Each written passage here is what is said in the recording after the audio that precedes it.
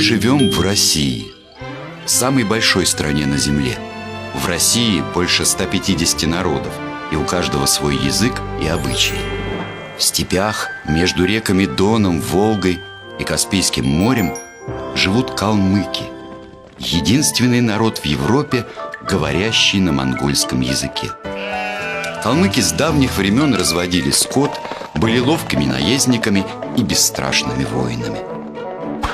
В старину, еще со времен Петра I, калмыцкие всадники храбро сражались в составе русской армии. Калмыки бережно хранят свои традиции и праздники.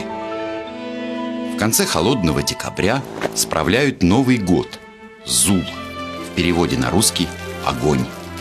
Зажигают большие костры, считая, что чем выше пламя, тем ярче будет летнее солнце. И правда, лето в Калмыкии очень жаркое. Летом отмечают праздник земли и воды – Урюс. В этот день брызгают на домашних животных свежим молоком, чтобы скот был здоров и давал много потомства. У калмыков много и других необычных праздников. А недавно придумали еще один – праздник тюльпанов. Его справляют весной, когда степь покрывается ярким ковром из цветов. Сказки в Калмыкии рассказывают самые разные. И каждая, как драгоценный камень, самоцвет.